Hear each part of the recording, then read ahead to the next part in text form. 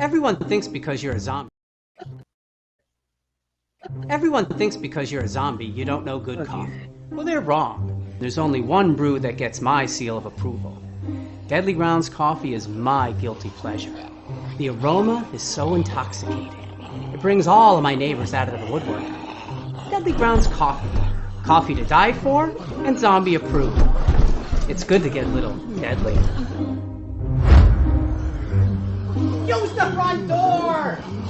Oh, they're so disgusting.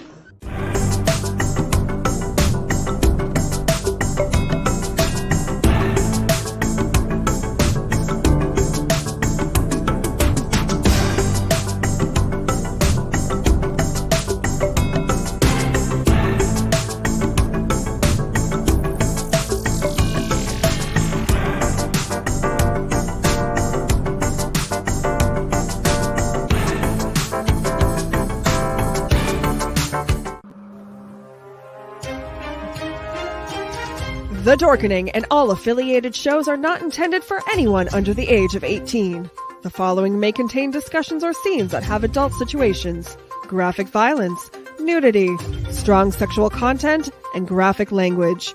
This show is intended for mature audiences only. Viewer discretion is advised. Ladies and gentlemen, the motion picture you're about to see contains scenes so terrifying, the public must be given grave warning.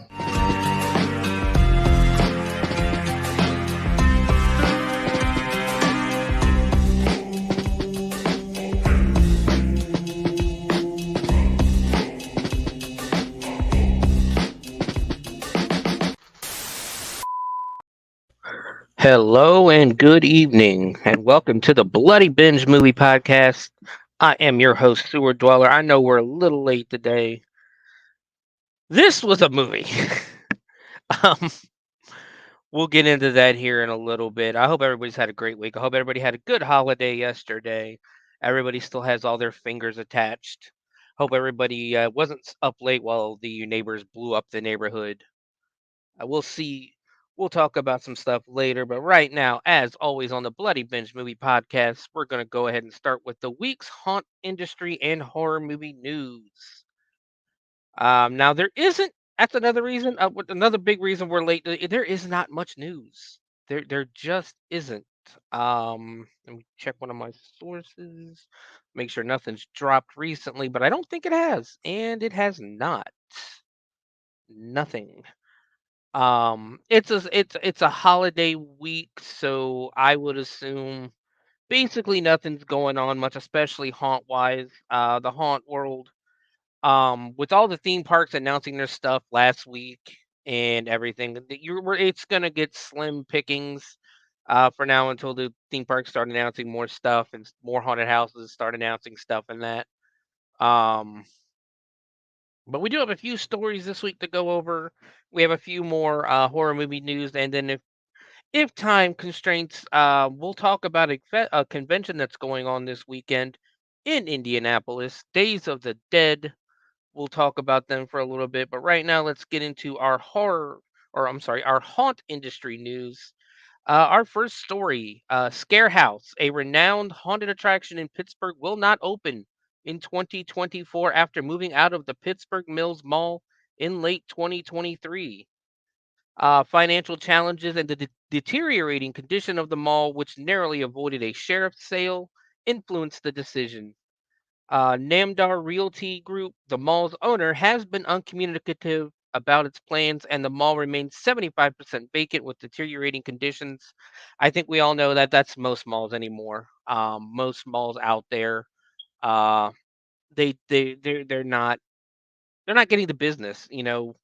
Right now people can't afford really to pay mall prices for a lot of things, but it's also there's no appeal. There's no appeal to the mall anymore when I can go online and buy anything I want, from any company that I want, any store that I want, without leaving the comfort of my house. So we'll see how that keeps going on. But Scarehouse moved to the Pittsburgh Mills Mall in 2020 with hopes of expanding, but had to significantly reduce capacity due to the pandemic.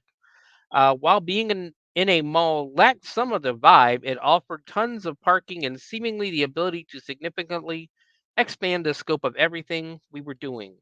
Unfortunately, we had already committed and started moving when COVID-19 hit, which started a whole series of unfortunate events with the property, stated Scott Simmons, the owner of Scare House. While the haunted attraction opened normally after the pandemic, the waning traffic at the mall had been challenging. The last several years have been incredibly challenging, but I remain in awe of the support and enthusiasm of our cast, our crew, fans, and the potential partners who have already reached out to us to discuss concepts for future productions and attractions. This is a chance for us to reorganize and rethink what's possible for our strong Scarehouse brand, added Simmons. So yeah, it's always sad when when a haunt doesn't open. When it has to close. We lost here in Ohio this year in Columbus. We lost Carnage. Carnage had to close its doors. Look at the video. If you guys get a chance to look at the video for Carnage, look at videos for Carnage. It was awesome. It was amazing. We got to go through last year. We did an industry night with them, where they invited the haunt that I work at to come up and visit Carnage after season. And we went through twice. Me and the wife, and then a couple of other partner actors, I guess co-actors with us in the haunt. We all went through twice and fucking loved it. It was awesome. But yeah, it's always sad when a haunt has to close. Like Scarehouse isn't closing for good. They're just basically they got to find a new location. Um, Mall to me also mall haunted houses and malls, haunts and malls in general don't really work unless they're on the outside. Like their entrance space is the outside, so people know that they're there. Plus, malls close early and all that good stuff. But yeah, hopefully Scarehouse can find somewhere else.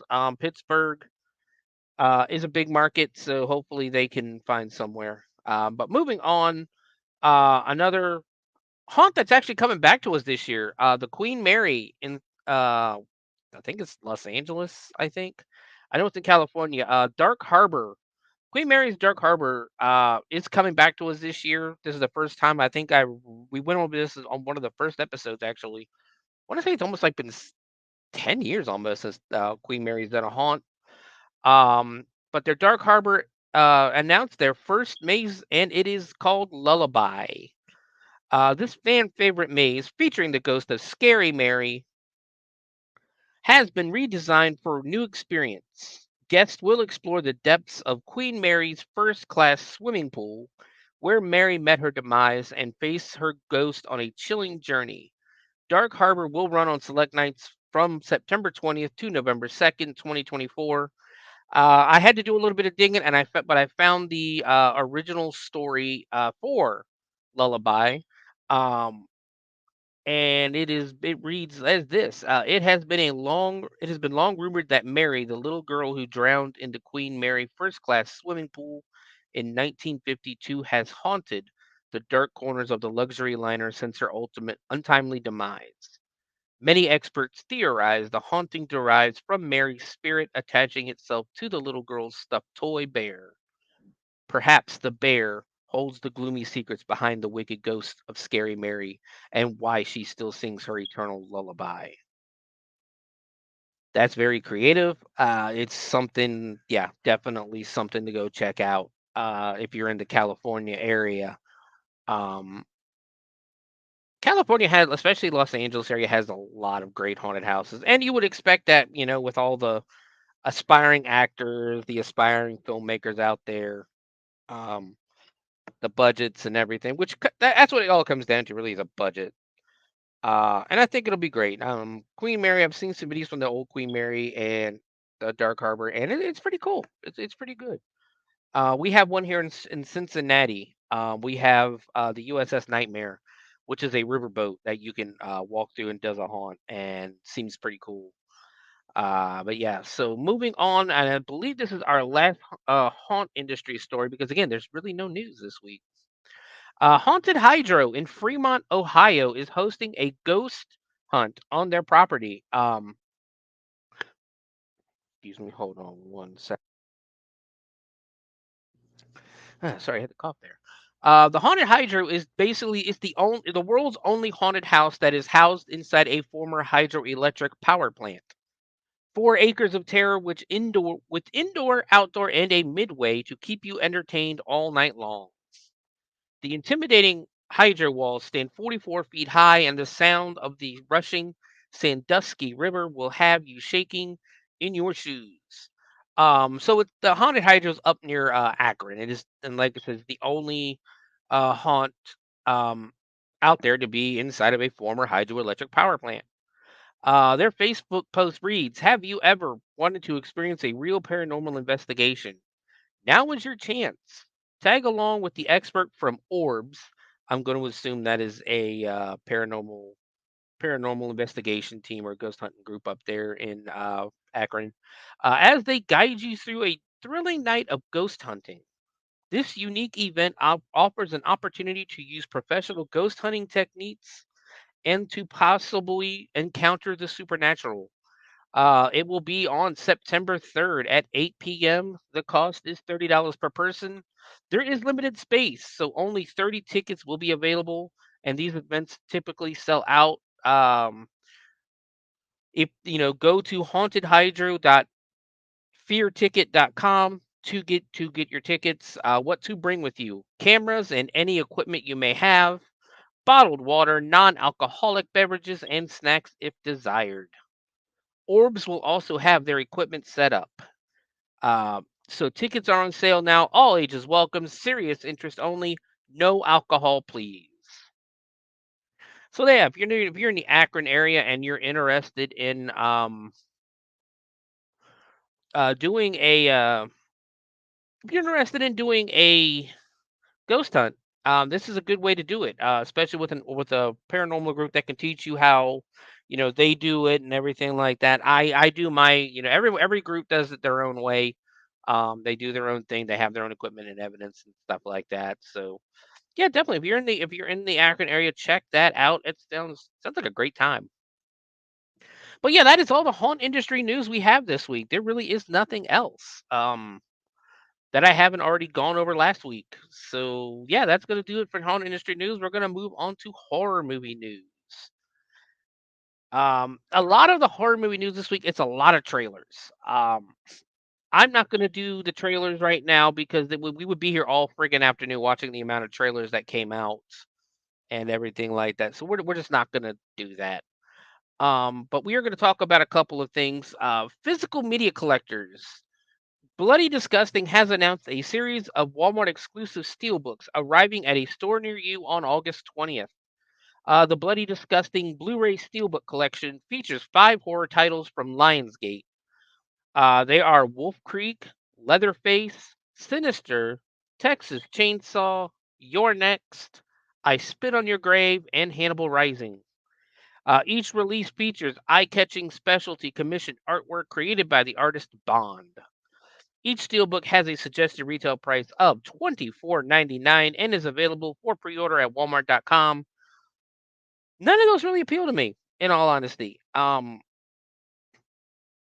Like if it was the original Texas Chainsaw, maybe, but Texas Chainsaw Massacre, not just Texas Chainsaw. Your next, maybe. Sinister, maybe. They just don't appeal to me. Um, because they're not like the best movies out there. There's so many better movies they could have chose, but I guess they have an agreement with Lionsgate, and that's what Lionsgate wants to put out. Uh, Personally, I would just go to Arrow or one of the boutique stores if you want a steelbook. I mean, honestly. But yeah. So if you like those movies, though, I mean, if you're a fan of those movies, check them out. $24.99. And you get the steelbook. I know a lot of people don't collect physical media no more. I do. I love my movies. I will always collect physical media, and when people ask, I tell them the same thing. Go to Netflix and what's a movie you want? You go to Netflix, it's not there. You go to Prime, it's not there. You go to Screenbox, Shutter, Tubi, any of these other places, it's not there. Well, guess what? It's in my collection. I can go grab it whenever I want. Um, but yeah, Walmart, check them out. Moving on, this is actually pretty cool right here. You're gonna need a bigger display shelf because Lego has officially unveiled a new set based on the Spielberg 1975 classic Jaws. This new collectible diorama commemorates the legendary blockbuster in brick form. Along with the set itself, Lego and Universal have also crafted a new short film titled Jaws in a Jiffy, which serves as a recreation of the whole film in just 90 seconds on the Lego Instagram page. The Lego idea here. Hold on, let me do this real quick, because guys, I've got. How's it going, Chainers? Hi, pretty sure that's Pile. How's it going, guys? Appreciate you joining us. But here, hold on, let me look at this. Let me see. I got a picture of it. Hold on. Of the where did it go? There it is. All right. This is the Lego set. It looks pretty cool. Um, it looks pretty awesome. Uh, so yeah, basically you can go to the Lego Instagram page, see the movie in 90 seconds with Lego figures. The Lego Ideas Jaws faithfully recreates one of the most legendary scenes from the movie when the shark attacks the boat. One of the coolest things about the set is that it was originally cooked up by a fan named Johnny Campbell, and now it's a real thing the world will be able to enjoy in August. This set contains 1,497 pieces and features the likes of Police Chief Martin Brody, marine biologist Matt Hooper, and sailor Sam Quint, along with the Orca boat. The boat itself boasts a detailed cabin with a removable roof and adjustable boom and rigging, plus quite a few accessories. This set can either be placed on a seawater base with the shark attacking the boat, coming completed with an coming completed with an attached printed tile boasting Brody's famous line, "You're going to need a bigger boat." The shark can also be displayed separately from the boat on its own stand. Campbell, explaining how he approached crafting the set, said the following: Jaws is my favorite movie of all time. So I really wanted to recreate it in Lego bricks. Lego building has always been a part of my life in some shape or form, but in order to get all of the finer details, I actually freeze framed Jaws as I watched it so that I could catch a glimpse of the finer details, taking notes as I went along. It is just mind blowing that my design is now an official Lego set. I can't wait to stand in a Lego shop looking at the shelves and seeing a set that I have been involved with and watching someone buying it. It's every Lego fan's dream. Lego has embraced more horror more in recent years, albeit with playful angles. We got a Lego Jurassic Park special on Peacock last year, as well as the Lego Star Wars Terrifying Tales Halloween special in 2021, which was jam-packed with horror movie references. Who knows, maybe we'll get a longer riff on Jaws in the future, complete with Quint's full monologue. I doubt you're gonna get. I mean, maybe one of the movies. The Lego Idea Jaws set is available for Lego insiders on August 3rd and for all on August 6th. It retails for $149.99 and will be available at lego.com or Lego stores. I'm not a Lego fan, but this looks pretty freaking awesome. I might have to buy a Lego set. Uh, let me do this real quick too, because there's also something else that is coming out, and I can't find any information on it, but Funko is releasing some Terrifier, some Art the Clown pops. And check these out. They look awesome. I love the one with him on the tricycle, but yeah, this is from the this is actually from the Funko I want to say it's from the Funko website or Twitter page itself. Um and they look awesome. They look great. I'm not the biggest Funko Pop collector anymore, but these do look great. These do look fun, and I do like Art the Clown. So that any more Art the Clown collectibles will be great. Will be awesome. But moving on, this up again. Um, at the start of March, an image cinematographer Christian Siebold shared on Instagram and revealed that Final Destination 6, which is going by the title Final Destination Bloodlines, was finally, oh, lost it.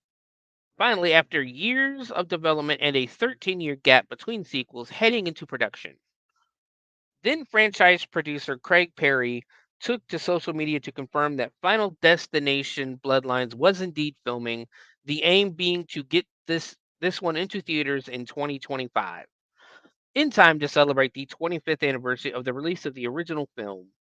It will even be on IMAX screens, filming wrapped in May. Jeffrey Reddick, who wrote the initial screenplay for the original Final Destination and contributed to Final Destination 2, has been kept in the loop as Final Destination 6 made its way through development and he has said that this new sequel is going to shake up the formula a bit. He told Dread Central, with thanks to comicbook.com for the transcript, "I'm really excited with the story that I can't tell you about. I will say that it's not just going to be another kind of we set up a group of people, they cheat death, and then just death gets them.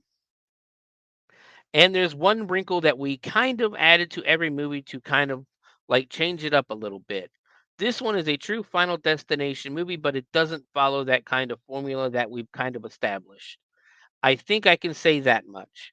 It's very much still a Final Destination movie. It's not a requel. It's not anything crazy, but it's not your typical have an accident, death starts knocking off survivors. It's different than that. That's all I can say, but it's very much a Final Destination movie, and I think it's a really, really smart way. I'm really excited about it. That just seems like him trying to make shit up. Yeah. He later told Collider, "You can't get away from the cheating, death, and death coming after you part of it, because that's what makes it a Final Destination film. But this one doesn't just kind of add another layer. Usually there's a new layer every film. It's like, oh well, this can save you. This can save you, or this can save you. This film dives into it in such a unique way. It attacks it from different angle, so you don't feel like, oh, there's an amazing setup, and then there's gonna be one wrinkle that can potentially save you. There's an expansion of the universe, an expansion of the world of Final Destination that I think fans are going to be really interested in and intrigued by. When I say it, this doesn't add a layer. It's not just, hey, if you murder somebody in your place, you'll live.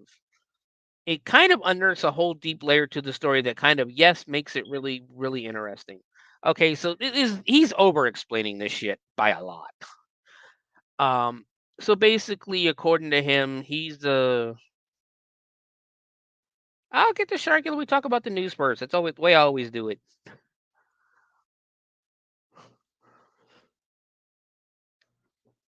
So basically, it's him over explaining it. The plot is, according to entertainment industry scooper Daniel Richtman, Final Destination Bloodlines has the final synopsis. Just as she's about to leave home for college, 18-year-old Stephanie, who's been having horrific nightmares about dying in a tower accident in the 1960s, discovers that her dream is actually a premonition that happened to her grandmother, Esther, who thwarted death 50 years ago but is now running out of time. Stephanie learns that though her grandmother thwarted death until she died in her 80s, and death has been after the would have been victims of that long ago catastrophe, killing them off and then going after their children. Stephanie and her family realize that their bloodline isn't safe from death, who will take them violently and gruesomely in order, unless someone like Stephanie figures out a way to stop it. The film stars Breck Basinger, Tio Briones, I know I'm butchering these names, Tio Briones, Caitlin Santawana, Richard Harmon, Anna Lore, Owen Patrick Joyner, Max Lloyd Jones, Raya Kilstead, and Tinpo Lee. It also features the return of Tony Todd in his iconic role as mortician William Bloodworth, who was in the first, second, and fifth film. We don't have any confirmation of who the actors are playing. Yeah, skip all that. Basically, we got another Final Destination 6 coming out. Um, and it appears that they're aiming for next year. Get to this next story. Continuing on the Final 6 or the Final Destination line of stories. So basically, Final Destination 6, of course, we just talked about it, is aiming for a 2025 theatrical release. And next year, we might also get a new movie from original Final Destination screenwriter Jeffrey Reddick, as Deadline reports that Reddick is teaming up with Convoke Media, Vast Entertainment, Dreampunk Entertainment, and Emmy-winning director Lane Schefter Bishop, The Venice Murders, to get a film called Bloody Mary Origins into production. Based on the novel Mary the Summoning by Hilary Monahan, Bloody Mary Origins was scripted by Reddick and John Stankari, who sadly passed away in 2018 after a long battle with cancer. This is Stankari's first produced film and will be dedicated to his memory. The story follows a group of teenagers who discover an ancient spell that conjures the real Bloody Mary. When the terrifying entity pulls one of the girls through the mirror, she becomes trapped in the past, living out the real Mary Worth's last days. With time running out, the others must discover a way to save their friend in the past while vanquishing a terrorizing Bloody Mary in the present. Bishop is producing the film through her Vast Entertainment banner, along with Todd Slater of Convoke Media and Dreampunk Entertainment's Ryan Martin and Angela Ziegler. Slater provided the following statement. The script begins or brings Reddick's signature blend of suspense, humor, and horror to a completely new take on the urban legend my friends and I used to play as kids. Much like Final Destination, created a theatrical franchise that generations have enjoyed. Our goal is for Bloody Mary to generate ongoing films with the same impressive longevity. So we could have a Bloody Mary franchise in our future. Monahan did write a sequel to her novel that was called Mary Unleashed. You can pick up a copy. Da, da, da, da. You don't need to know where to. In addition to the first Final Destination, Jeffrey Reddick's writing credits include Return to Cabin by the Lake, Final Destination 2, Tamara, Day of the Dead 2008, Dead Awake, The Final Wish, and Don't Look Back. And I think this is going to actually be the final story. More than 4 years have gone by since it was announced that director Andre Orvidal Alverdal and producer Guillermo del Toro were reteaming for a sequel to their cinematic adaptation of Alvin Schwartz's Scary Stories to Tell in the Dark series of books. Last year, Alverdal and confirmed that Scary Stories to Tell in the Dark 2 was still in the works and a script has been written. The project has just been slowed down by the pandemic. The making of his last Dracula movie, The Last Voyage of the Demeter, which if you haven't watched that, watch that. That was a great movie. And the Hollywood strikes. We heard in December that writer producer Dan and Kevin Hageman were fighting to get the sequel made, but now they have given a disappointing update to the folks at Collider that the sequel has stalled.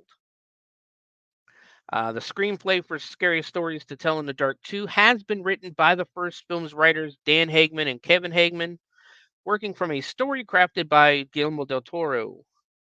Details on the plot and what elements the sequel will be lifting from Schwartz's books have never been revealed. The Hagemans also produced these movies alongside del Toro. In a new interview with Collider, Kevin Hageman said, "It's stalled right now. We actually don't know. We wrote a draft. Guillermo del Toro had a story direction of where to take it. We can't get into it, but we wrote something, and that's the last we know. We know a lot of people liked it, but we also know that nothing's happening right now. We're in the dark with you guys." While the first film was financed by E1 and CBS Films with Lionsgate Distributing, on this one, E1 is partnering with Paramount Pictures. The first Scary Stories to Tell in the Dark was a box office hit, earning just under $106 million worldwide on a budget of $25 million. The film had the following synopsis. It's 1968 in America. Change is blowing in the wind, but seemingly far removed from the unrest in the cities is the small town of Mill Valley, where for generations the shadow of the Bellows family has loomed large. It is in their mansion on the edge of town that Sarah, a young girl with horrible secrets, turned her tortured life into a series of scary stories, written in a book that has transcended time. stories that have a way of becoming all too real for a group of teenagers who discover Sarah's terrifying home. Actually, there's one more story. I take it back. But yeah, so unfortunately, if you're looking forward to scary movies, scary stories to tell in the dark, part two, you're going to have to wait a little bit only because, like I said,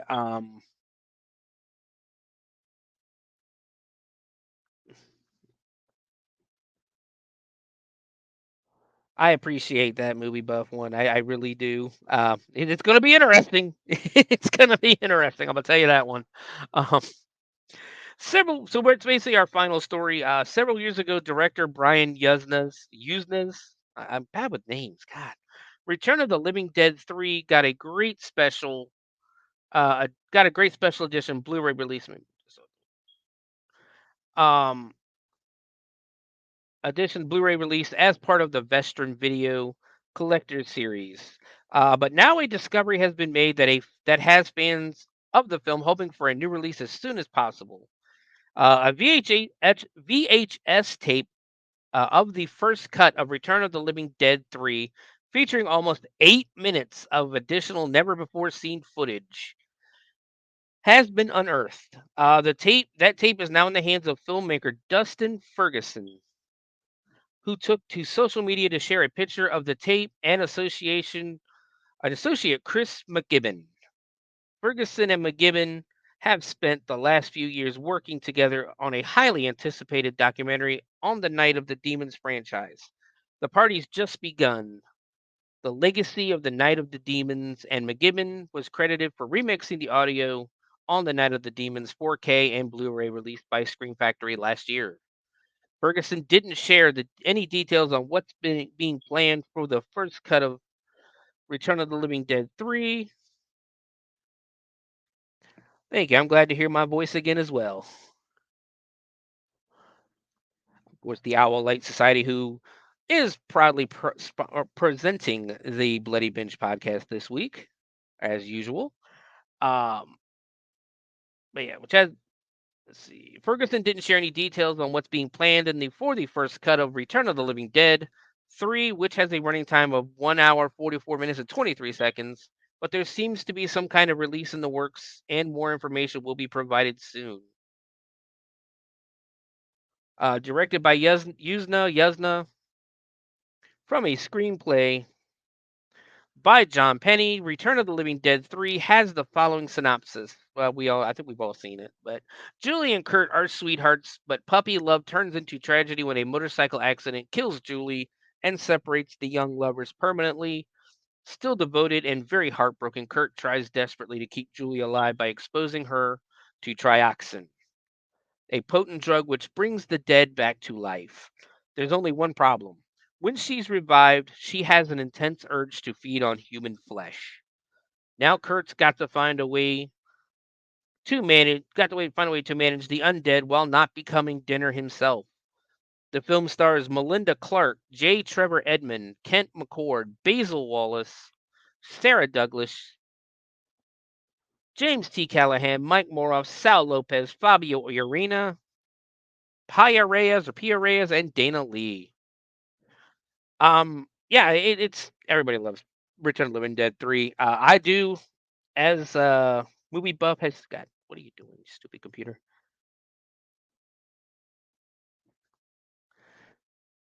Yes, it is. They are some of mine too. I love the first one. And for those who don't know, we actually yesterday we would have celebrated the 40th anniversary this week of the original Return of the Living Dead. 40 years ago last night, or I guess July 3rd, 40 years ago, Trash would have jumped on that in that grave, or jumped up on that. Yeah, I can't talk today. Jumped up in the graveyard and literally had probably one of the best nude scenes in any horror movie out there. Good old Linnea Quigley, looking gorgeous. But yeah, that's going to be all the news for this week. Again, there's not much. There really isn't much this week, and I'm blaming the holiday, honestly. Um, with a lot of stuff going on, everybody taking breaks, and there's a lot of trailers. Like I said, that's mostly what the news is this week. Is a lot of trailers, and like I said, If I had gone through and put up any of the trailers or all the trailers, we'd be here forever doing this and not talking about our feature movie this week, Sharkula. Of course, we are going to celebrate the beginning of Shark Week this week. I believe Shark Week actually starts Sunday on Discovery, but we're going to celebrate it just a bit early with this very low budget, fun movie.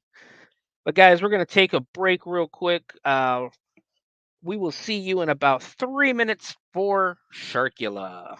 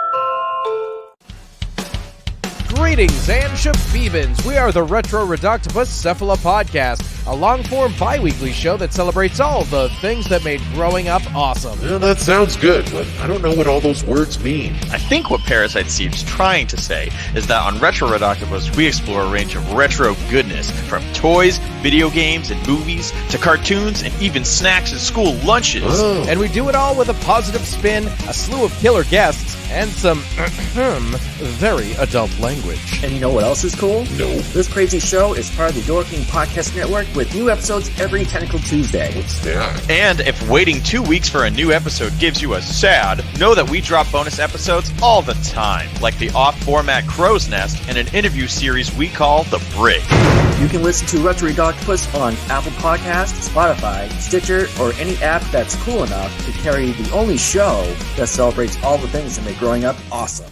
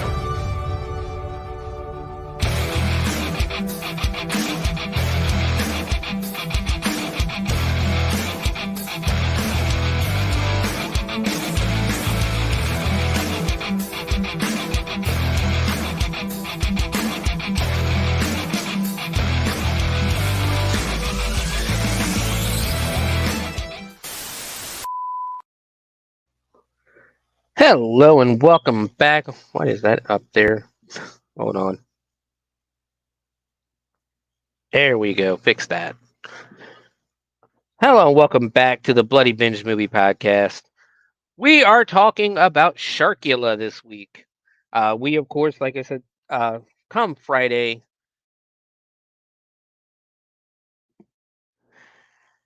You are in Sharky Renfield, so this would be Kyle Rappaport, I believe. Thank you for joining us.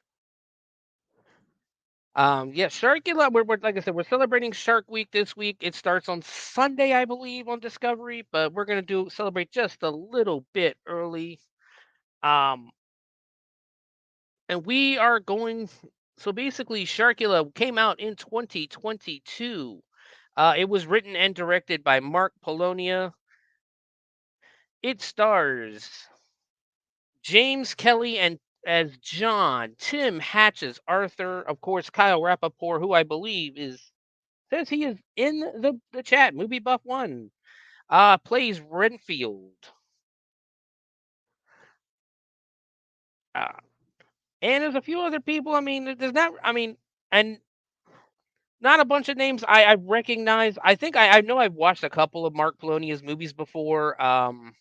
You'll definitely know him if you are like me and you're into very low budget horror movies. Um, I love low budget. I love the low budget fun horror movies.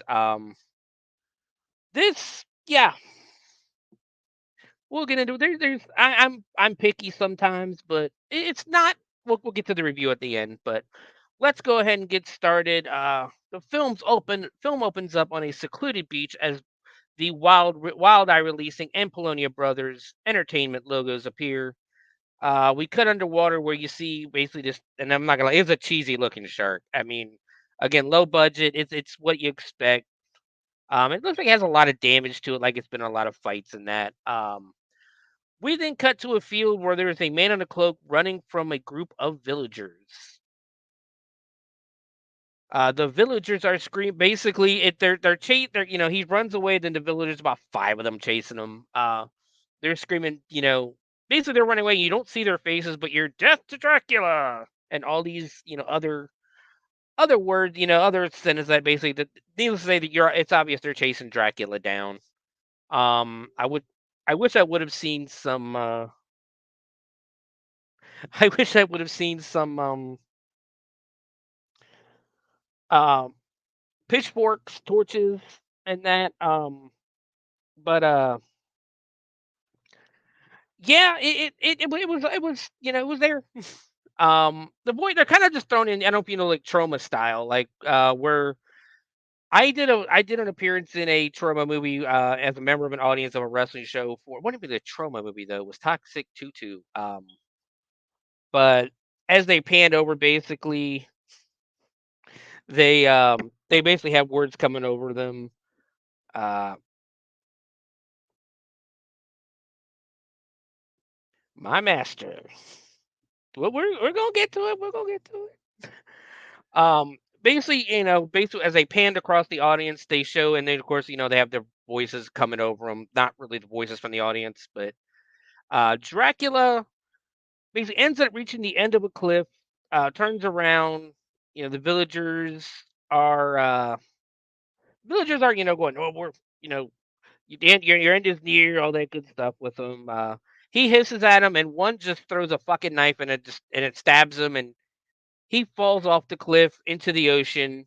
Um, and then a voiceover comes over, and I believe they never really say it, but I'm assuming it is Van Helsing is the one that threw the knife. If you follow the Dracula lore, of course. But the voiceover comes over that in the darkness of the last of the scourge of Dracula, as he plunged off the cliff to the ocean below, his heart pierced with my sword. It was a knife, really, but little did we know that there were forces working beyond our understanding, forces determined to keep Dracula alive. And at this point, there's a shark biting Dracula's arm. Dark forces that we had no comprehension of, forces that we determined to keep the curse of Dracula alive, that were determined to keep the curse of Dracula alive. Meanwhile, we see an empty shore. There's a campfire, and then there's a fire dancer just dancing on the beach. An alliance was made that day between man and beast, and a cult was determined to keep Dracula's evil and presence alive here on this earth. Where would he go? Where would he end up? And how would he rule in the future? What type of a people would want to keep Dracula's legend alive? For now, forever, and in the future. In the next century, in the next 2 centuries, how long can evil live? The entire time there's a woman basically, doing the fire dancing and that on the ocean. Then we get the title screen. We get basically your typical stock footage of, kind of like a New England harbor and beach and stuff like that. And there's a guy, and there's some very generic style music, almost not really Beach Boys style, but I've heard this music a lot. And then over it, there's a group of guys singing Sharkula, Sharkula. It's not a bad opening. Again, It's low budget, so you got to take it as it comes. You know, um, if you go into it thinking you're going to get Jaws level, or you're going to get basically anything but a low budget kind of like almost sci-fi, like low budget sci-fi style movie, you're going to be disappointed. But I thought it was okay for what it was at the beginning. But so basically the song ends, the title ends. We cut over to these two guys walking. Um, One of the guys tells the other one, basically one's getting on the other guy's nerve because he's whistling the whole. I guess doing a lot of whistling, and then the whistling guy tells the other guy that his constant complaining is getting on his nerves and that he needs to lighten up. So basically, we find out their names, but we don't actually find out which one is which until about 25 minutes into the movie. So from here until I find out their names, I'm going to call the one complainer and the other one whistler. Um, that's how I did it while writing the notes, and that's how I'm going to read it. Um, so basically, they're just getting on their nerves. They kind of make it seem like they've been walking forever. Um, when there's buses and stuff like that, but um, you can see vehicles in the background. They're almost like they're walking through either walking through someone's property or walking through like a mechanic shop. They're walking down this rocky path. Complaining guy says he'll lighten up when they get to Arkham and start working so that they can afford to pay for college. I guess these are college age kids, but guys, the dude has gray hair. I've seen, and I'm not big. I'm not dissing it.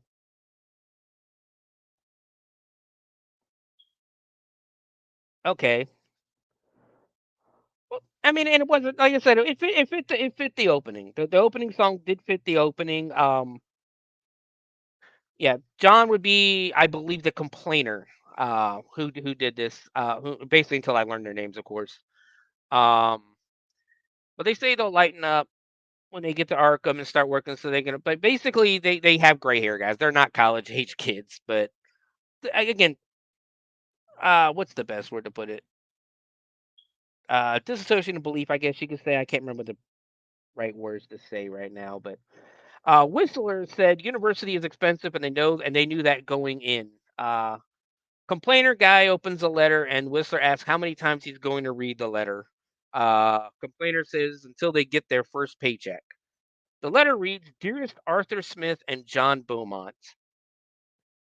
And I had to ask, why is the letter addressed to the same two people? Why did they get two separate letters?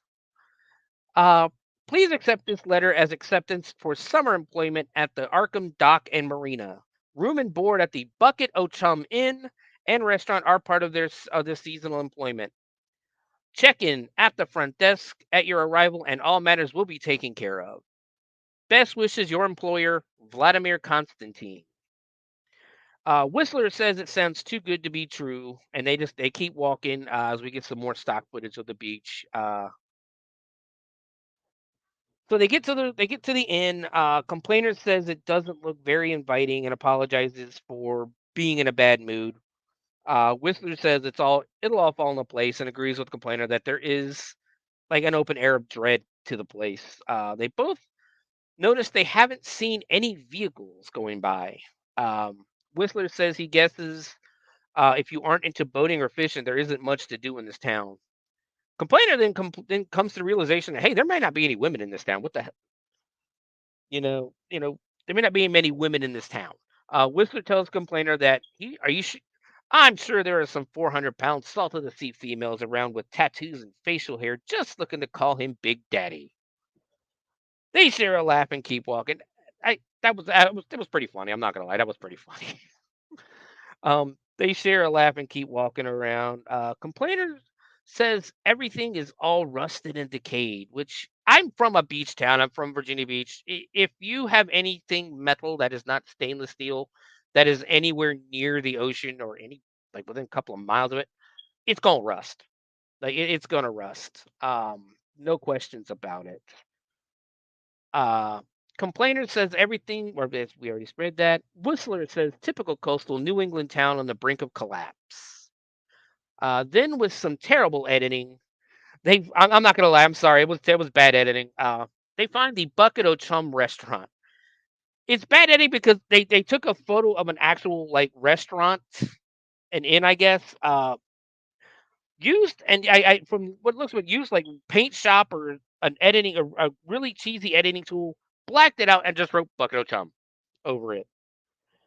And yeah, it kind of it was noticeable. It was noticeable. But again, low budget movie, you have to expect things like that. You just do. So keep that again. Keep it in mind when you're watching a movie like this. That low budget, it's gonna be low. It's gonna be low graphics and stuff.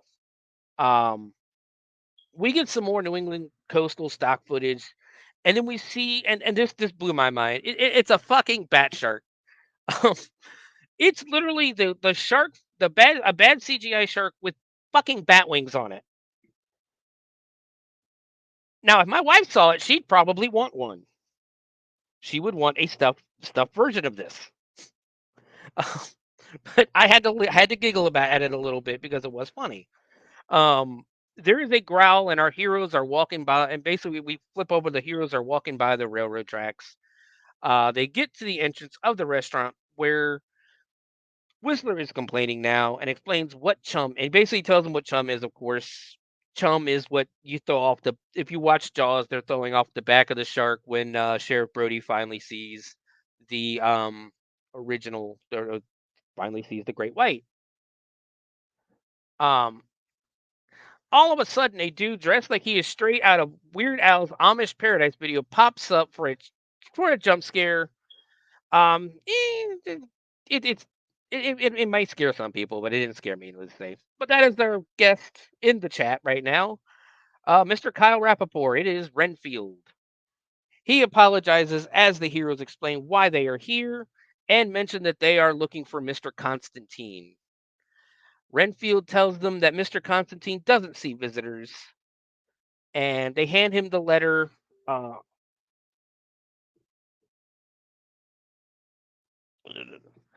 They hand him the letter, and Complainer says he bet he can't even read. Renfield tells them, "Well, I can read and I can hear just as well." Whistler asks if they can speak to him, if they can speak to Mr. Constantine now. Renfield tells them all in due time, and that Constantine will seek them out when he's ready.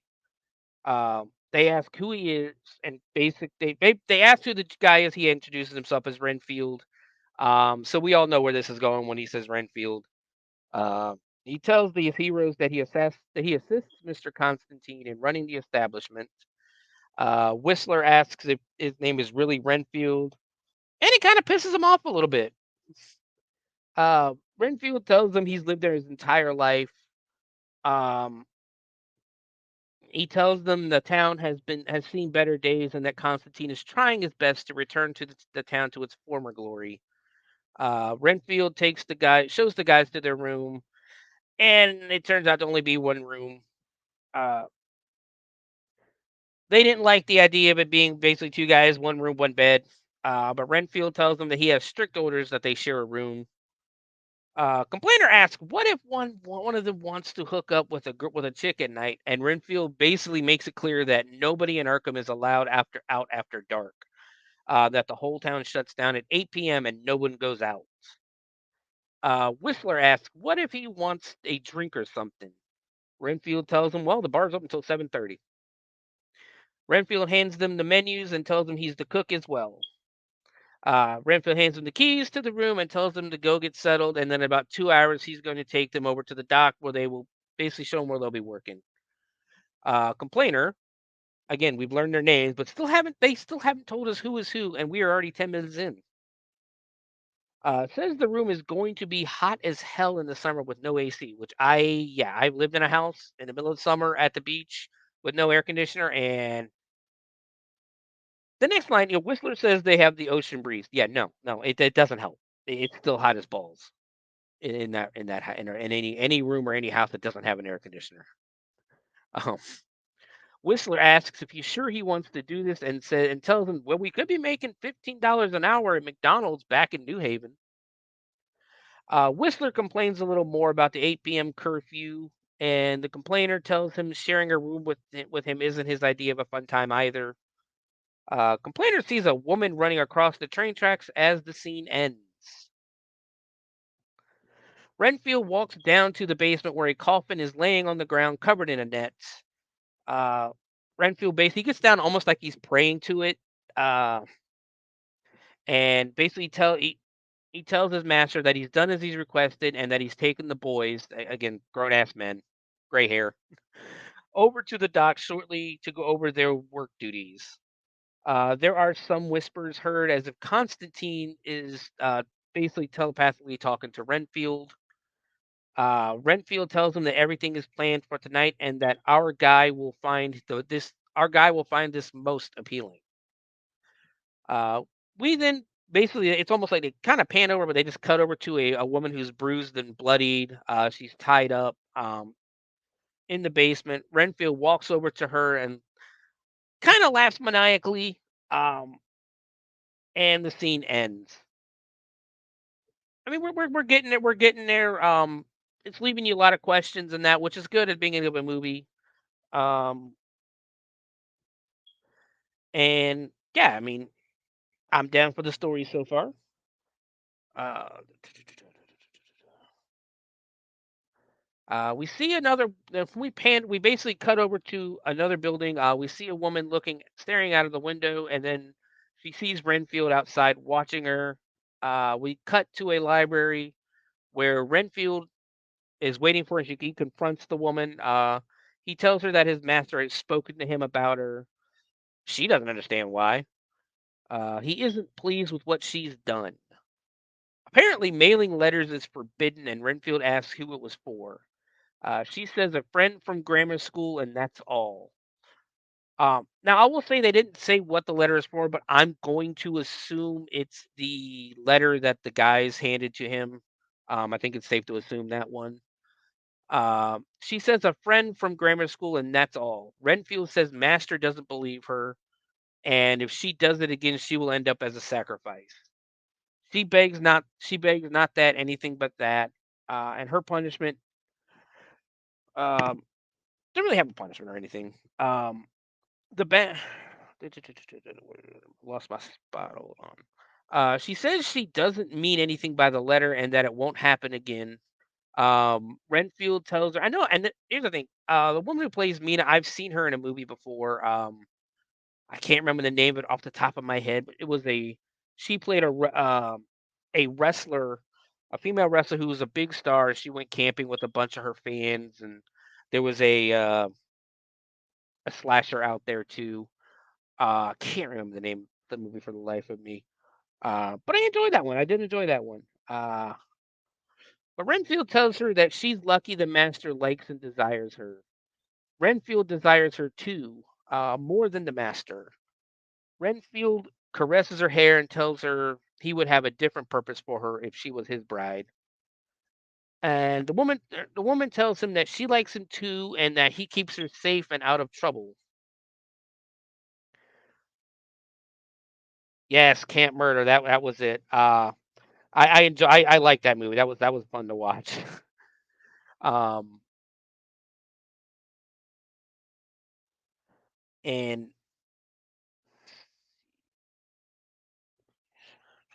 she says she needs his help to escape this awful place.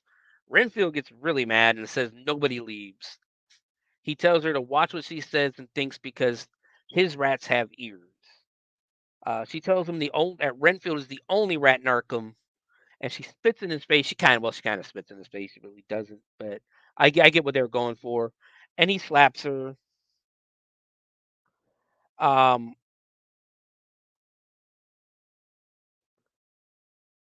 I believe if I remember right, I believe you were the guy who had the crush on her, the big crush on her, one of the fans, if I remember right. Um,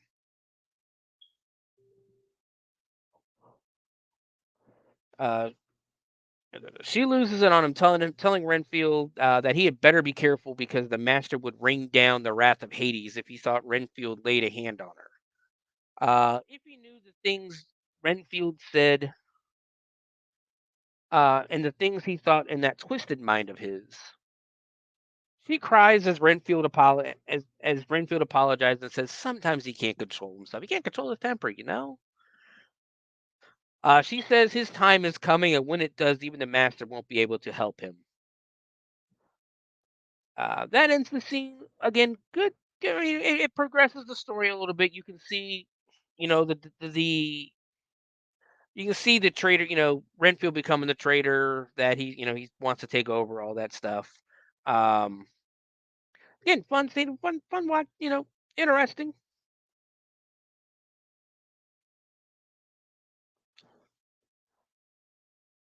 Yes, I do. Yeah, like I said, I do remember that. You had it was a big crush on her, and um, weren't they having weren't those two actually having an affair in the movie?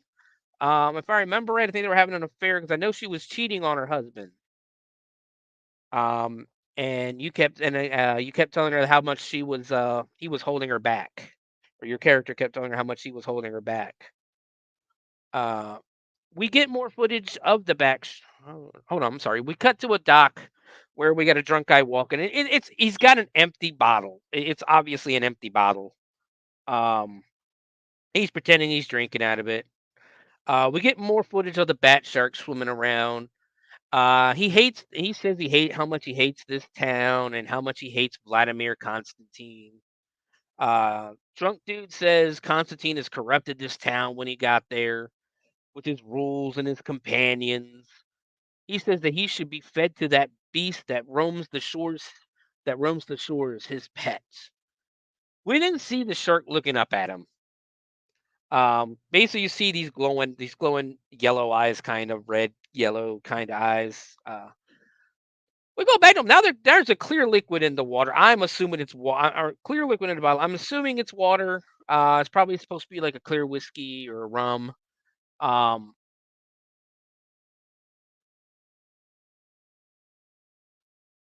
the drunk guy looks into the water, and Sharkula leaps out, bites him on the neck.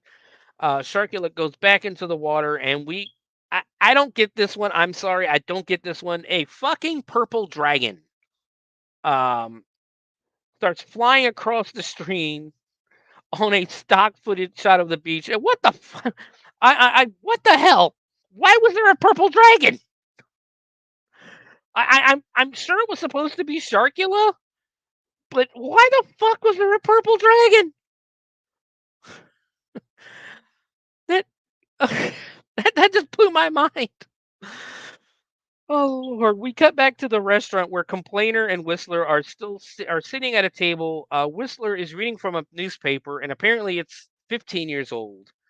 Um, and he basically, says, "Well, don't they even have news in this area?" Uh, so apparently they haven't had a new newspaper there in like 15 years. Renfield says it's time to go to the docks. On the way, he basically explains to them that shipping is Arkham's bread and butter. Mr. Constantine uh, ships and receives shipments from all over the East Coast. Complainer sees the woman from earlier looking out of her window and waves at her. She kind of waves back but ducks down as Renfield quickly turns to him.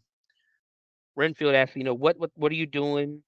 Complainer tells him just waving at the pretty lady across the street.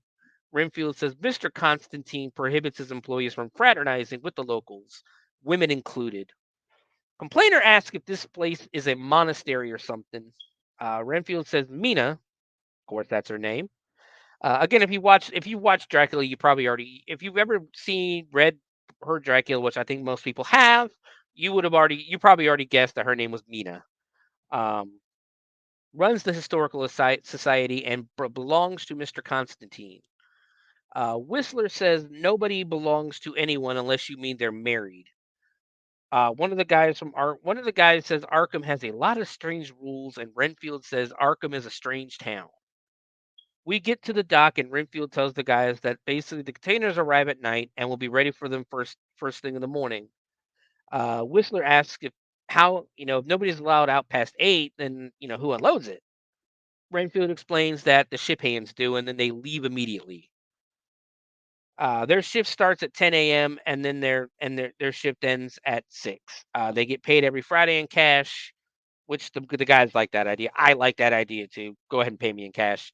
Um, that was one of the bad things about my old job, my last job. They only paid us every other week, and it sucked.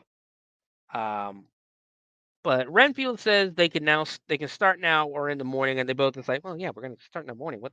Why would we voluntarily start tonight? Hell. Um, the scene ends. Again, we're progressing the story along. It's moving. Like I said, I'm not hating the movie. I'm gonna tell you that now. I'm not hating the movie so far. There's stuff that annoys me, but it's little minor shit. We then cut to an empty beach where the fire spinner is dancing again. I said fire spinner. It's a fire dancer. Yeah, she's a fire dancer. Beautiful woman. I mean, very good looking woman. But she's dancing again, spinning her fire. We cut to the woman who's chained up in the basement again. And now Constantine is standing in front of her. Guys, at this point, I think we can all figure out that Constantine is actually Dracula. But it is Dracula. Um, he tells the woman that her ordained time has come. We get more shots of the fire dancer. She's walking a little bit, and then the CGI shark, the really shitty CGI shark. I say shitty, it's cheap, shitty, whatever you want to call it. It's not a good, it's not a really good CGI shark. But again, my wife would freaking love the shark with the bat wings on it. Complainer is now looking out the window as we cut to Dracula leading the trapped woman, Renfield, and a couple of demons down the path. Complainer tells Whistler to come look at this, and Whistler says, it looks like some sort of ritual or something. And then Whistler says, there's no screaming scene. Let's not worry about it. Again, this is when I start bringing it up. 20 minutes into the movie now, and there's nothing to tell who is who, what their names are. Again, we learned their names, but 20 minutes into the movie, they still haven't told us which one's John and which one's Arthur. But Complainer says they should follow them. We should follow them because it could be some kind of weird orgy. Whistler basically says, he thinks they should lay low because it's their first night. Is it really, is it really? Do you really want to see any of the people we've met so far in an orgy? Touche. We cut to the fire dancer again. She's on the deserted beach at night. We go back there and we go back to basically the procession being led by Dracula. We cut to the beach where again, I don't get this part. There's a random woman. She's standing there. It's obviously a vampire hissing and that. We really don't get an explanation of this woman. At least I didn't see one. And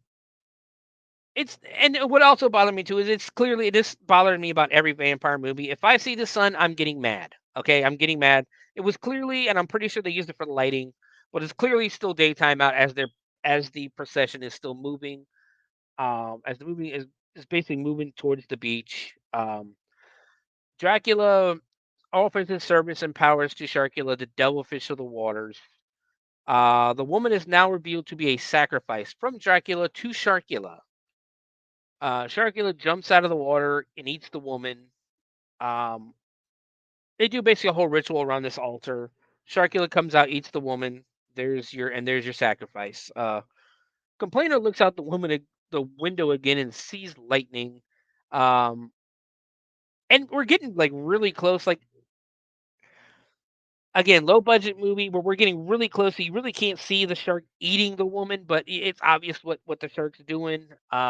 Then we go back to the bat shark swimming away as we cut to the fire dancer again. And then again, this purple fucking dragon pops out of the water, and we end the scene. I'm still not understanding the purple dragon. I'm sure there's a reason, but I'm still not understanding the purple dragon. We open back up, and it's that shitty Photoshop sign again. That sign annoys me. It annoys me a little bit, but it's like I get it, but it still annoys me. Complainer turns down some coffee from Renfield and asks about the scream that he heard last night. Renfield tells him that what he heard was that the seagulls eating fish that are spawning near the shore at night. Complainer tells him, "Well, I kind of know the difference between a seagull and a woman screaming," which I hate seagulls. I can't stand seagulls, but yeah, they do kind of sound like a woman screaming or a woman screeching. Whistler shows up and says it was probably the seagulls. They head to work and they end up walking up on the altar, the Sharkula altar. Um, Whistler tells them they need to get to work on their first big day. We cut to Renfield, who again he's on his knees and he looks like he's praying over the coffin. He tells Dracula that one of the workers is very curious and needs to be watched. He tells Dracula that he will handle him if they cause trouble. Renfield then goes and picks up the dead woman's clothes and starts sniffing her bra like a creep. We cut to the docks where our heroes are working hard moving crates. Um, but yeah, back to that. Yeah, he picks up her clothes and just starts sniffing the bra. And I know it's supposed to basically um make Renfield look like a creep, like a pervert. We know what it's for, basically. We've seen it in a few other movies we've done here on the Bloody Binge. But we cut to the docks where our heroes are working hard moving the crates. The complainer decides to take a break and get some air outside. As he walks out and takes his break, he looks into the water and sees two glowing eyes looking back up at him. We then see Sharkula swim away as complainer asks, like, "What the hell?" We then pan over and we see Mina standing at the docks and she's got these sticks in her hands. Um, Complainer walks up and starts talking her up. Um, Mina says she isn't allowed to talk to him. Complainer asks what the hell is wrong with this place and that he's not gonna hurt her. Mina tells him he should go as fast and as far away as he can. Complainer asks if there's a danger they should know of. He tells her she is very pretty. She says, "Thank you, John." Finally, 25 minutes into the movie, we get this guy's name. So we can tell the two apart now. Complainer is John. Whistler is Arthur. Um, and plus, how the fuck does she know his name? He didn't even introduce himself like to anyone. Like they've never said their names at all the entire movie, but she knows his name. That was kind of weird. John asks if she ever goes out and does anything, and she shakes her head no. He decides it's appropriate to ask her out, even though Renfield clearly told him that he's not supposed to be talking to anyone. Mina says she has to go. She drops the sticks to the ground. John picks up the sticks and heads back inside. Uh, where Arthur asks him, where he's been, and since Arthur's been doing all the fucking work.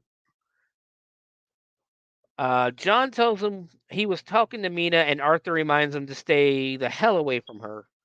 John doesn't like that idea, and Arthur says, like her or not, he'd better stay away from her, Mister. John takes Arthur outside where he saw the glowing eyes in the water. He shows her, and says Mina was throwing these sticks in the water, and we now see that they are actually crosses, and that they chased whatever the thing in the water was away. Um, John says he thinks their boss has some kind of weird hypnotic hold over the town. John also says he thinks something weird is going on here, and Arthur says he doesn't know and that there has to be an explanation to all of this. We cut to Renfield in his room, and he's got a whole pile of underwear that he's playing in. Um, and it's obviously the underwear of all the women that have been sacrificed over the years. Very clean, by the way. The underwear is very clean. We hear the whispers again, and basically it's Dracula giving Renfield instructions to invite John and Arthur to dinner with him tonight.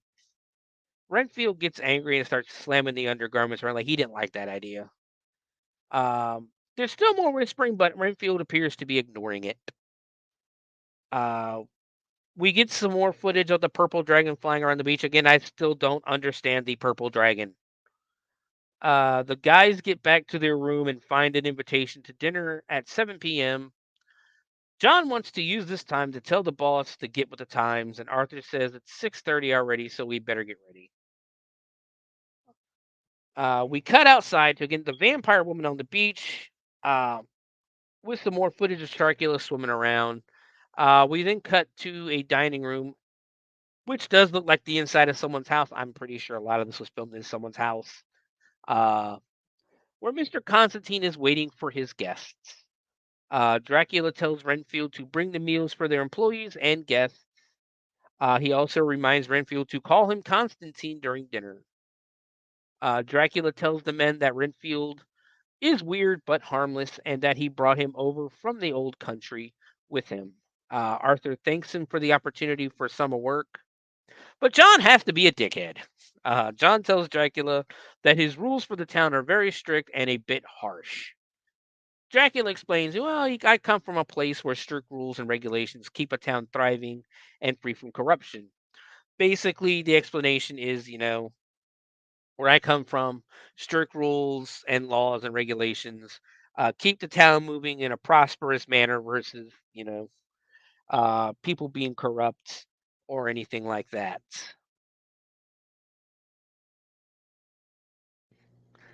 Um, he tells them that nobody is forced to stay in the town and that people come and go as they please, and that the ones who stay have accepted their antiquated values.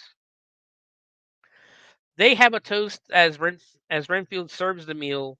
John asks if Dracula is eating, and Dracula says, "Well, I eat late at night. Don't worry about me. You go ahead and eat your food."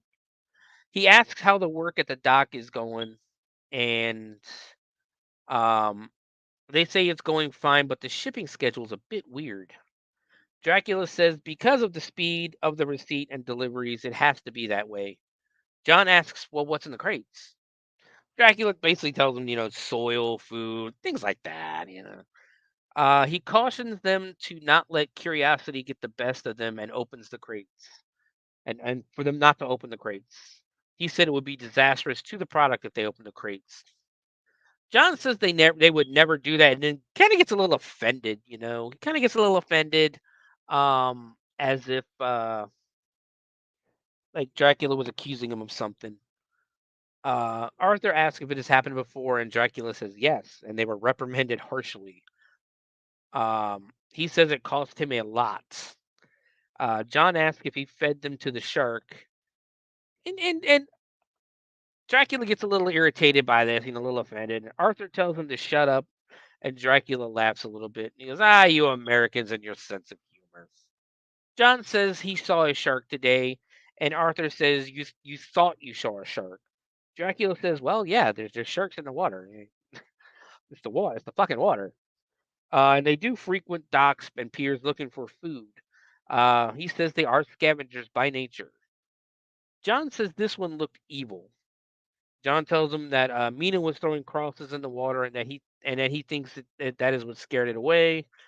Dracula tells them that Mina is a superstitious woman and that he'll have a talk with her if they like. Arthur yells at John for getting Mina in trouble, and John tells him that he just thought Dracula should know. He then brings up the procession and screaming from the night before. And John also brings up that they found that about the altar that they found on the beach.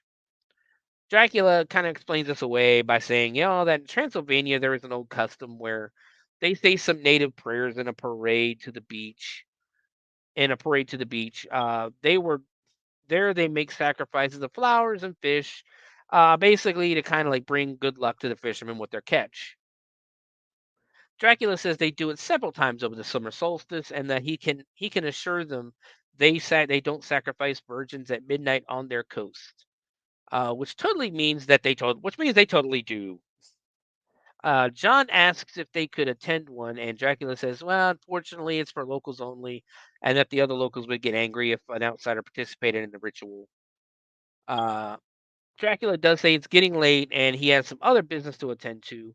He bids them good night, and Renfield basically takes their place with while they're still eating them.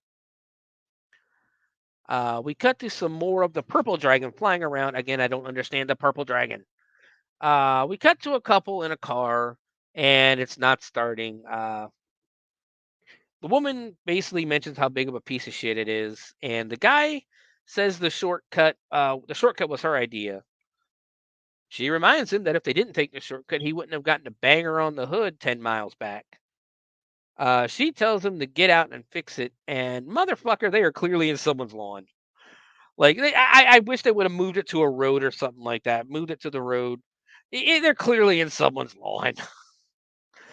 We see the shark's fin floating on the water. Reggie, we learn is the guy's name. He walks away looking for help, and apparently she didn't notice him walk away. Because she's basically, screaming for him, going, "Hey, Reggie, are you fixed it yet?" He sees the eyes in the water, and Sharkula jumps out and basically pulls Reggie into the water to never be seen again. Rest in peace, Reggie.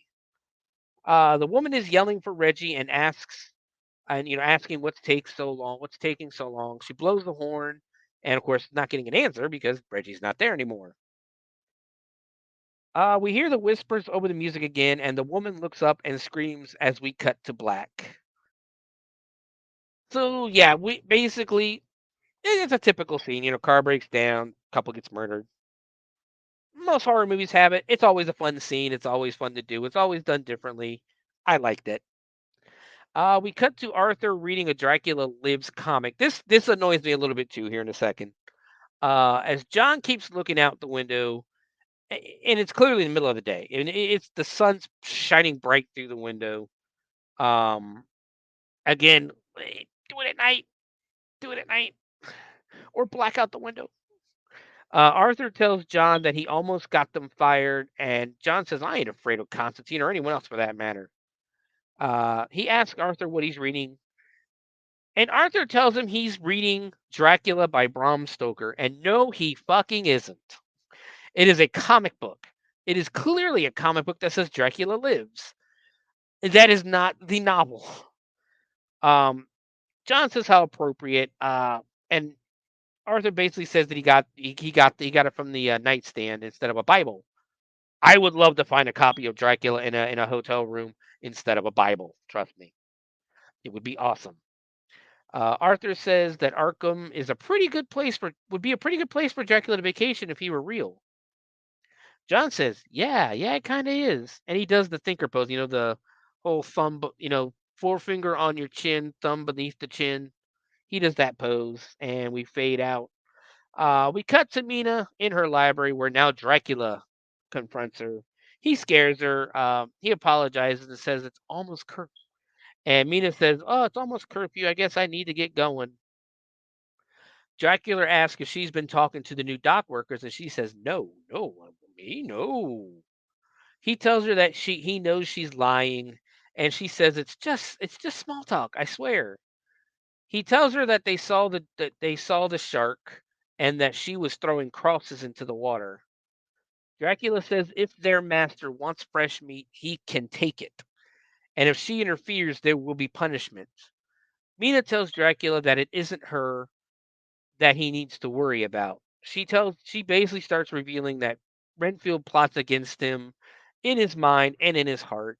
Mina tells Dracula that Renfield tells lies about her because he wants her for himself. Dracula says Renfield is a little fly and that he could crush him to dust in mere seconds. Mina says that he's as cunning as he is stupid and perverse. Dracula says Renfield knows that Mina could only love Dracula and nobody else. Dracula says to make no mistake that she will be his bride, and that when he decides to join him, she will also have eternity. He goes to bite her, and she wakes up as if she was asleep. So we're moving the story along. Again, I'm not hating it. There's things annoying me, and it's stuff that could easily be fixed. In all honesty, we cut back to the bedroom again, and John decides he's been cooped up enough. He's had enough, and he wants to go for a walk. And to hell with the rules. He puts his beanie on and does a really bad job of sneaking around. We cut to Dracula with his hand around Renfield's throat and Renfield begging.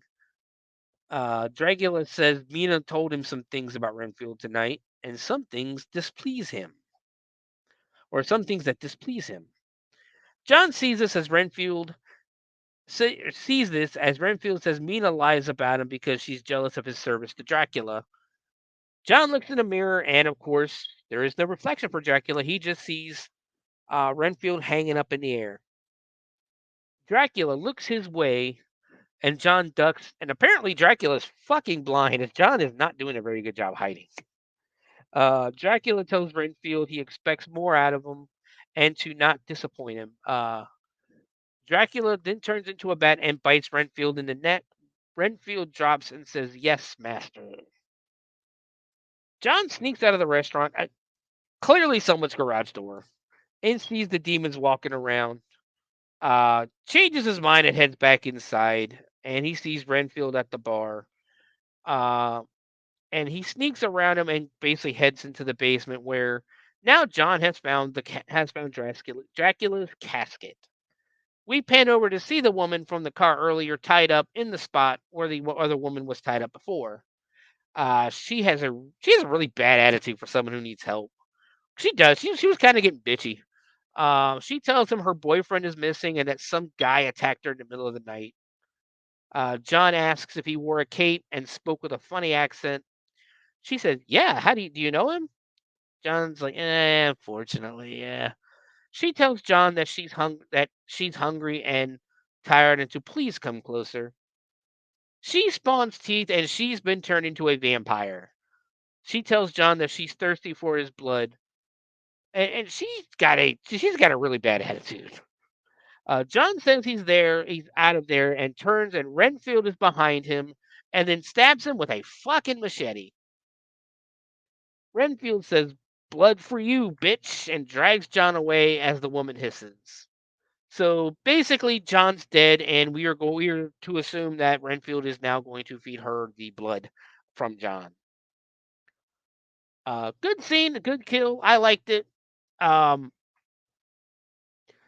Definitely saw it coming, but I liked it. It was enjoyable, good kill. I think it's our first human on human kill maybe our own. Yeah, our first kind of human on human kill in the movie. We cut out to a sunrise on the beach as Sharkula is swimming through the deep. We cut back and we have the fire dancer dancing on the beach again, and then we have the images of that female vampire who really still hasn't been explained. In the background as she's dancing in front of it. And the camera pans up as if Sharkula is swimming out of the water. And then here's the fucking purple dragon flying around again. And I think it's safe to say that the purple dragon is supposed to be Sharkula. But we now cut to Arthur. He's waking up, bitching that John didn't wake him up for breakfast. He runs downstairs, asks Renfield if he's seen John. Renfield says he was in the dining room earlier, but left rather quickly. Arthur says he hopes he isn't chasing after that Mina chick, and Renfield says he hopes not either. We get a few shots of Arthur searching around for John, looking in the places they've already been, the docks, the beach, all that good stuff. Of course, he doesn't find him. We cut to Mina, who's working in her library, and we get Dracula whispering her name, and she looks up to see kind of like an disembodied Dracula, like she's trying to appear. He says she will be his, and she asks when she will be free of this nightmare. Arthur is still walking around looking for John when he sees the glowing eyes from the shark staring up at him. We see the fins swim across the water, and Arthur heads back to the inn and tells Renfield that he needs to speak to Constantine now. He says there's something strange going on here. And Renfield tells Arthur that Constantine's away on business and that he handles his affairs when he is away. Arthur wants to leave a message for Constantine, and he grabs Renfield by the shirt, pulls him close, and Renfield asks what the problem is.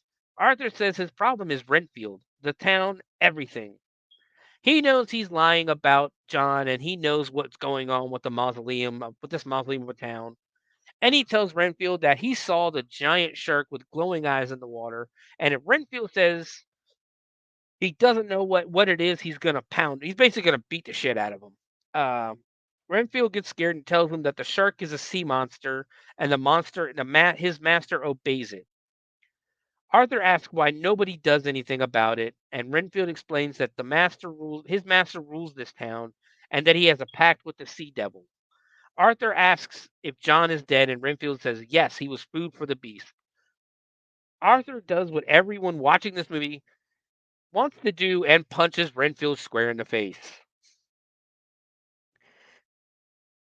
It was at this point that I realized that Arthur looks a lot like Quint from Jaws. Renfield says he's going to regret ever coming here, and he says Arthur says Renfield had better not be there when he comes back. Arthur leaves the building, and Mina grabs him and tells him they can't be seen together and that he's in danger. We cut to Mina and Arthur sitting in the library. Arthur says they need to get the authorities there now. Mina says there is no time. She tells him that the town is ruled by Constantine and that he isn't what he appears to be. She tells Arthur that Constantine is Dracula, the Lord of the Undead. Arthur doesn't really seem to believe her, though. I mean, if somebody told you that this person was Dracula, would you actually believe him? And we cut to Dracula with Renfield in a chokehold again. He tells Dracula that the outsider must be dealt with. Dracula says after he deals with Renfield says Arthur was too strong and he tried to fight back, but Dracula tells Renfield that he told Arthur too much and he broke their pact. Dracula looks at the woman in the car from earlier and says, she's hungry. Maybe she has a taste for weaselly little grubs like Renfield. Dracula throws him to the woman and she kills Renfield. Rest in peace, Renfield. You will be missed. We cut outside where it is dark now, and Sharkula is swimming towards the shore. More footage of the fire dancer, and we get Dracula flying through the air as a bat. Mina tells Arthur that Dracula is real, and that Renfield has probably already told Dracula about him, and that he needs to leave right now. Arthur tells her to come with him, and Mina says she can't, that Dracula has too deep of a hold on her, and would follow her wherever she goes. Dracula appears in this space and goes, yeah, she's right. Arthur goes to get up, and Dracula tells him to sit because he has no reason to kill him unless he gives him just cause. Dracula tells Mina how pretty she's looking tonight, and Mina says he knows everything. Dracula says he knows some things, but not everything, because he's centuries old, and he really can't know everything. Dracula tells Arthur that he needs his help, and Arthur tells him to get Renfield to do his dirty work for him. Dracula's like, he's a little incapacitated right now. Arthur asks if he means dead, then he isn't going to miss him. Dracula wants Mina and Arthur to help him free the shark, free himself of Sharkula. Arthur asks how he is at the service of the shark, how he is at the service of the shark when he's fucking Dracula, Dracula tells them everyone serves someone. Dracula goes into his backstory with the shark. We cut to the angry mob of 5 from earlier in the movie. He tells them how the mob chased him down, and we basically get the same scene of earlier of him falling into the water, of him getting stabbed and falling into the water.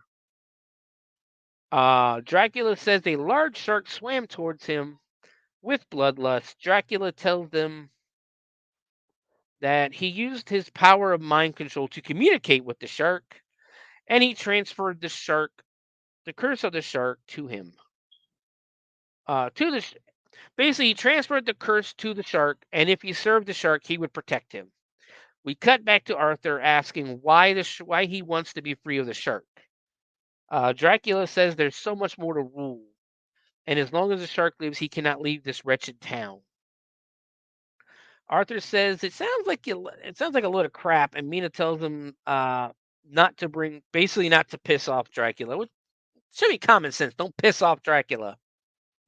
Arthur asks what the plan is, and Dracula doesn't seem to know. We cut outside to the demons, and one says that basically mentions that the beast is getting hungrier, and the other one says, well, Dracula should be on his way with his he should be on the way with the sacrifice. Dracula, basically, then we cut back to Dracula, Mina, and Arthur, and he basically says the only way to defeat the shark is to take it by surprise. Arthur asks how he plans to do that, and Dracula says they will go through the sacrifice and lure it to the beach.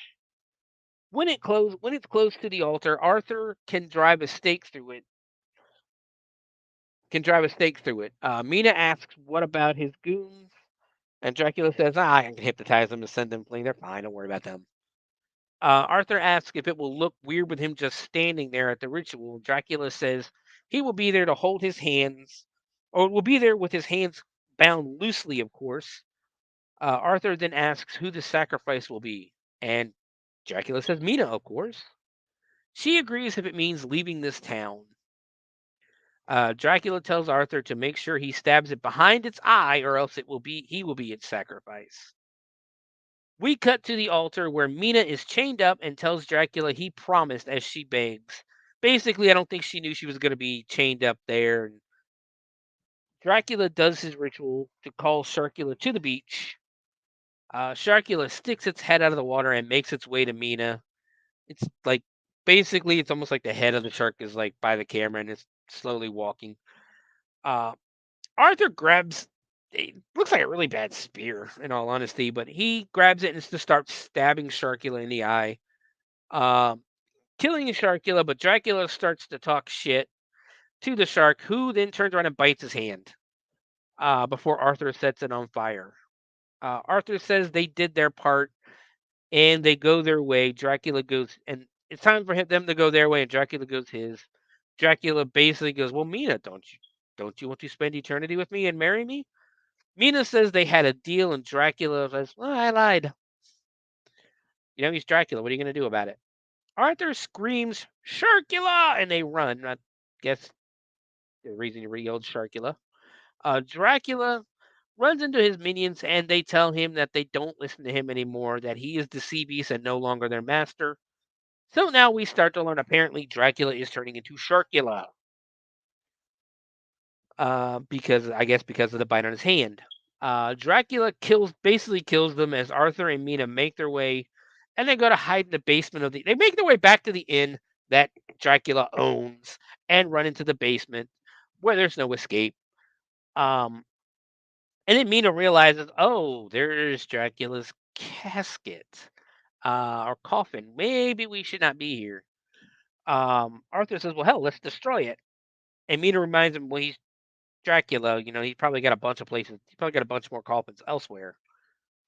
They hear the woman from earlier, and she says Dracula did everything. Arthur's, well, you're covered in blood, and I'm going to assume and basically Arthur assumes that it's Renfield's blood. The woman screams at him. Arthur takes the stake and basically stakes the woman. And as she's being staked, though, she calls out to Dracula. Mina says, we need to get the fuck out of here right now because, Dracula could be there any minute. Arthur doesn't believe her. And Mina tries to explain, well, she's calling to him, and he's fucking Dracula. He can get here within seconds. Arthur's like, whatever, let's leave. Dracula hears the call of his victim and heads back. We then cut to Arthur and Mina they find the car from earlier, from the couple from earlier, and they're trying to hotwire because he doesn't have the keys. It's not starting. There's a back and forth, and Mina basically convinces Arthur to leave the car and go hide. While their hiding place, for whatever reason, they decide their hiding place is going to be the room that Arthur and John were sharing. Dracula says he doesn't need the coffin anymore and decides to feast on the woman from earlier. So he drinks her blood. We get more footage of the fire dancer on the beach, and then we cut to Arthur and Mina hiding in the room. Mina says there is nowhere they can escape from him. They talk about how Dracula destroyed the town like a cancer. Mina goes into her backstory a little bit. She was orphaned at the age of 2, and an elderly couple took her in, and that Mina says ever since Dracula took over, how the townspeople have been disappearing slowly, one by one, slowly but surely. Arthur asks if Dracula ever, tried to basically have sex with her. Mina tells him, basically she said no, and that that Dracula could never disobey her if she does, and if she didn't want to marry him. Basically, I don't know what I was thinking when I wrote that, but basically, it almost seems like Dracula has to obey Mina because he's in love with her, um, and that her love controls Dracula. Arthur asks if she thought maybe more she has more control over him than he does her, and Arthur says basically maybe this doesn't mean maybe it's because she doesn't love him. That Dracula loves her and she doesn't love him, and that is what helps Mina to be able to control Dracula a little bit. Um, and now they decide to go to the basement again. Uh, of course, they meet up with Dracula, and says Mina is coming with them whether she wants to or not, and that Arthur will die. Dracula and Arthur start fighting. Um, well, Dracula says maybe you need more persuasion to wed him. Um, and Arthur and Dracula start fighting. He goes to kill Arthur, but Mina tells him, "Stop it, stop it." Basically, orders him to obey her, and Dracula starts complaining that his love for her controls him, and it gives her control over him.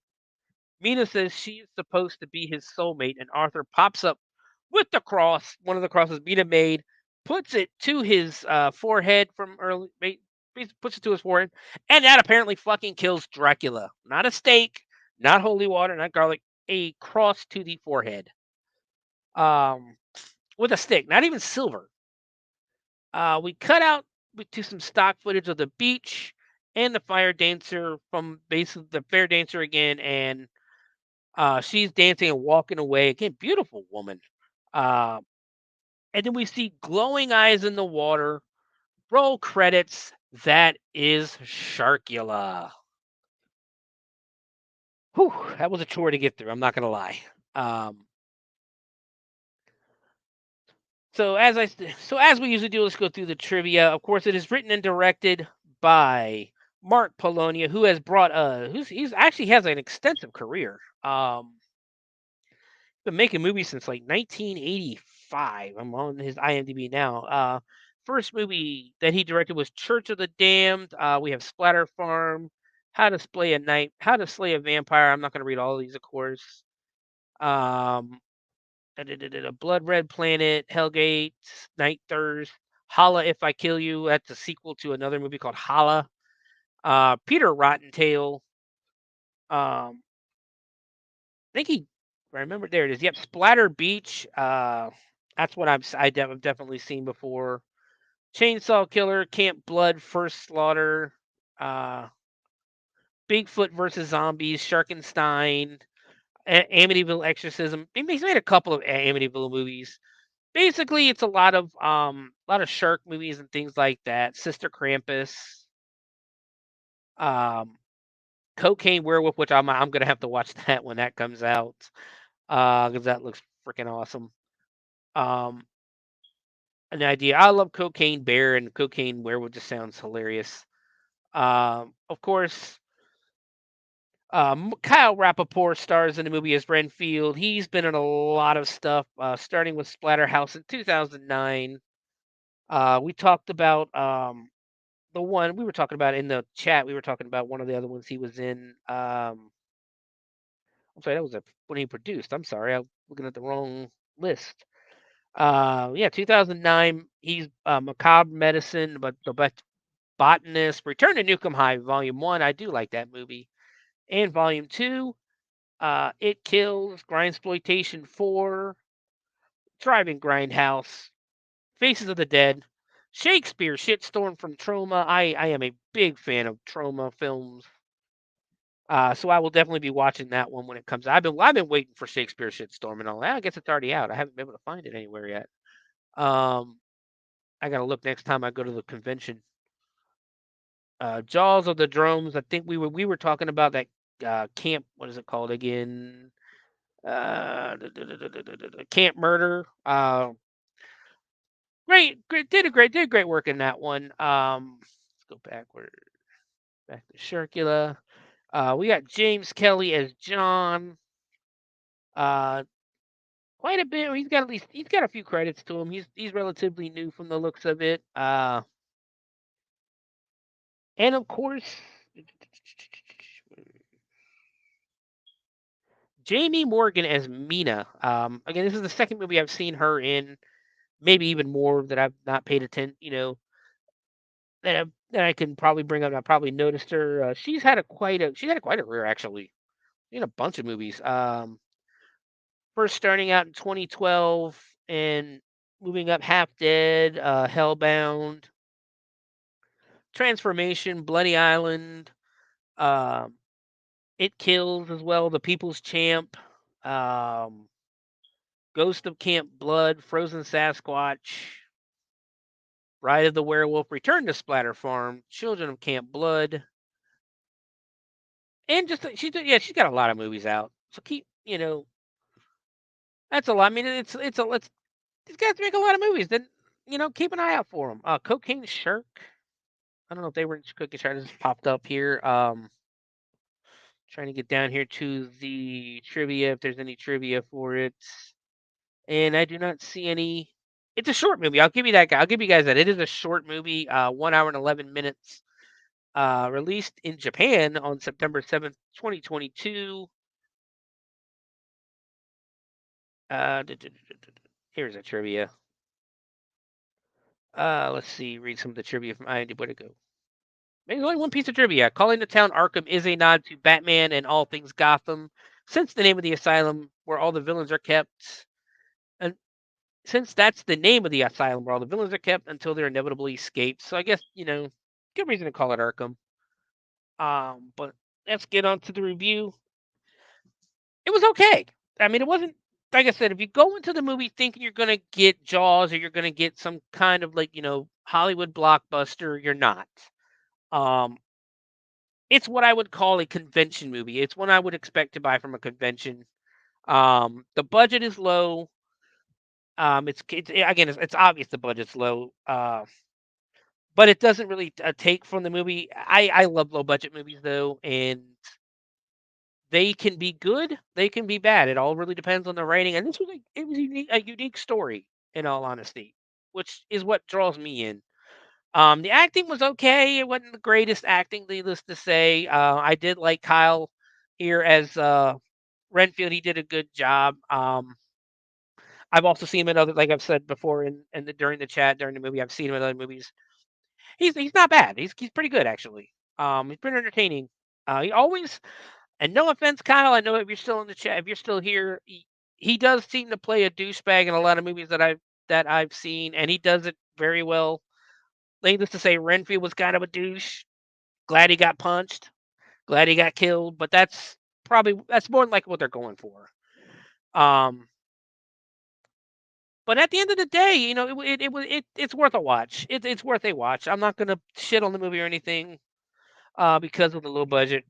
There's a lot of stuff that should have been explained, like the vampire lady they kept showing. I wish they would have explained that. I wish they would have explained the purple dragon, which again, I'm just gonna wildly assume that the purple dragon is Sharkula. It's supposed to be Sharkula, and that's just like some kind of graphic from the CGI program they were using or something like that. I don't know. It's still it was still confusing. The whole Dracula book thing kind of annoyed me, and of course, pretending that it's nighttime when it's daytime, that annoyed. That's such an easy fix. But other than that, I will give this movie, let's do 3.5, 3.5 shark heads, or bat shark. We'll do a 3.5 bat sharks. It's worth a watch. Is it perfect? No, it's low budget greatness, or not really greatness, but good. It's low budget fun to watch. And you can, as always, watch it yourself, form your own decision on it. But guys, that's going to bring us to the end of the show this week. Thank you for joining. You can always find me at the Bloody Binge Movie Podcast on Twitter, on Facebook groups, and on YouTube. You can also find me on Twitch, streaming GTA 5, Killer Clowns from Outer Space, and now the Puppet Master game at Sewer Dwellers 78 on Twitch. You can also, of course, find me on the Owl Light Network, which brings us the Bloody Binge Movie Podcast every week. I am very proud to be part of that group. You can also find me, of course, on Matt and Monsters, the bi-weekly wrestling podcast on the Owlite Network. Right now, I think we are in a little bit of a hiatus, either right before or just after SummerSlam. I'm not sure when we're going to be back to you, but we will be back. We're just on a little bit of a hiatus while some things are taken care of. But you can always still find me here on the Bloody Binge Movie Podcast every Friday at 4 p.m. Just to give you guys a heads up, next week the Bloody Binge will not be coming to you, but we will be coming to you with Shivers. For those who are still new to the podcast, Shivers is our paranormal episode. Um, this is going to be our third paranormal version or third episode of the Shivers that we've done. I've done Colonial Williamsburg, Haunted Colonial Williamsburg, and Haunted Gettysburg in the past. This episode, we are actually going to start tackling cryptids as we explore the cryptids of Ohio. Um, we are going to end. I'm going to end up doing every state's cryptids. We're starting with Ohio only because that is where I live. It is not my, I guess you'd call it my home state because I've lived there for about 11 years now. I am originally from Virginia, but Ohio is where I live now, so it is my home state. And then from there, we probably will just go alphabetical order, unless something like basically pops out at me when it comes to the other ones. But yes, next week, prepare for an episode of Shivers. Prepare for the Ohio cryptids. But guys, it's been fun this week. Thank you for joining me. Thank you. It was an honor to have Kyle Rappaport in the chat with us this week. Very, very, very big, nice surprise to find somebody from the movie we are covering in the chat.